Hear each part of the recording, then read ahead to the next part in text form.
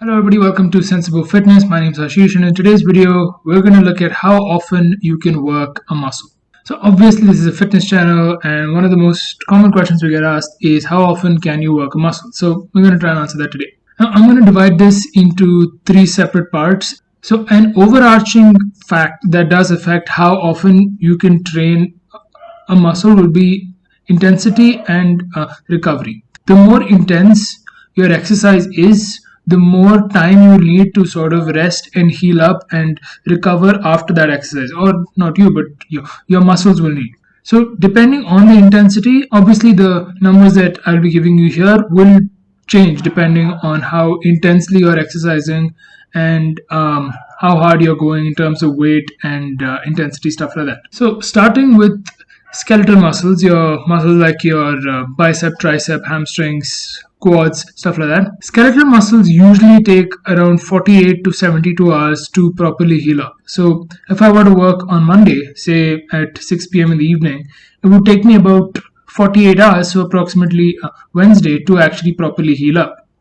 Now again, this can change depending on how intense you are. Like for example, if I'm going very intense in the gym, then the rest and recovery time might actually be close to that 72-hour mark than the 48-hour mark. So this is the case for most muscles or most skeletal muscles, that they need around 48 to 72 hours to rest and recover. So you can train these muscles every 2 to 3 days, again depending on how intensely you do go in the gym. So for example, if you were to take a push-pull leg program, here you will obviously be putting a lot of intensity on the muscles here.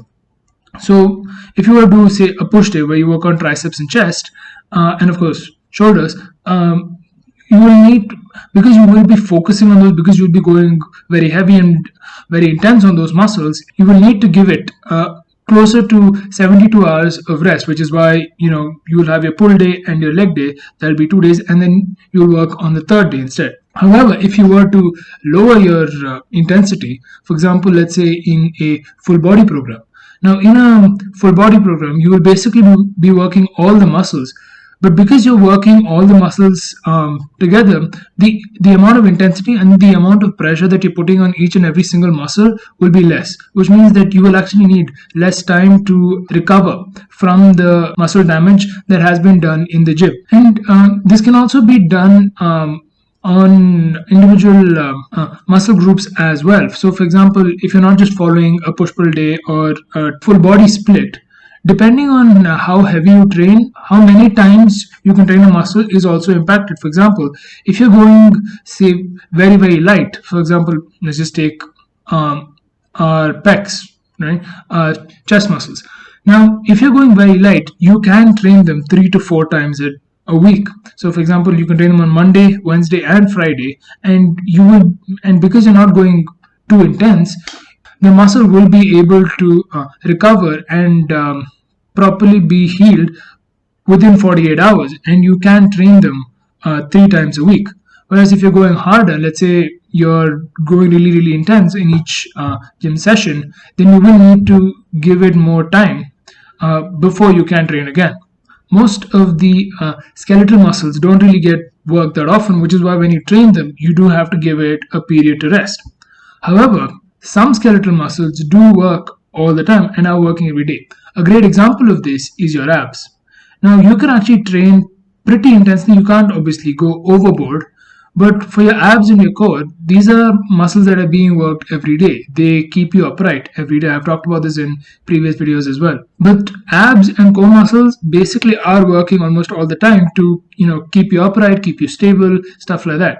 So abs and core muscles can be worked on every day, and in fact, almost every exercise that you do, you will have some contribution from your abs and your core in terms of them helping stabilize your upper body, stabilizing your spine, stuff like that. So these kind of muscles can be worked every day. Again, this will sort of depend on the intensity of the exercises. If you're going very, very overboard, obviously you won't be able to do it. But depending on the intensity, you can, of course, work on these muscles every day. Now, this is not the case for cardiovascular muscles. Cardiovascular muscles, unlike skeletal muscles, are called upon more often. You're obviously using your cardiovascular muscles even now because that's what keeps you alive. So you can train, or rather, you can do cardio every day, and you can train at quite a high level of intensity each and every day. So cardiovascular muscles can be trained all the time, and unlike skeletal muscles, you don't need to give it quite such a long period of time for the muscle to rest and recover before you train it again. Now, the third type is a type of exercise rather than a type of muscle, and this is regarding your skeletal muscles. However, for these types of exercises, you don't really need to rest and recover because these exercises are corrective exercises, which means that they're not exercises meant to, cause hypertrophy. They're not exercises meant to build a huge amount of muscle, but they're rather exercises that are supposed to reinforce a particular movement or a particular movement style. So a great example of this is face pulls. Now, face pulls are a great corrective exercise, and these are exercises that can be done every day. And most often, you will be doing these exercises every day because doing them every day will make it easier for your body and your muscles to sort of remember certain movement patterns. Furthermore, corrective exercises aren't high impact exercises. So, for example, if I were to say do a bicep curl, that would put a huge amount of pressure on my biceps, and that will cause my biceps to be damaged. Now, that damage is obviously good, but I can't continuously keep training the biceps because I have to give my biceps time to recover from that damage. Corrective exercises don't necessarily put that much pressure on your muscles, and therefore that damage isn't there, which is why you don't need to give it that much time for the muscle to actually heal before you can train it again. Thank you very much for watching. That was the video on how often can you work on the muscles. Like, share, and subscribe. Click the bell icon to be notified every time a new video drops. If you have any comments, questions, doubts about the video, please do leave them in the comments down below. Or of course, you can DM me on any of my social media platforms. If you're interested in conversations about music, please do check out the Basic Travel podcast. If you're interested in gaming, please do check out that Indian Gamer. Once again, thank you very much for watching, and I'll see you all next time. Goodbye.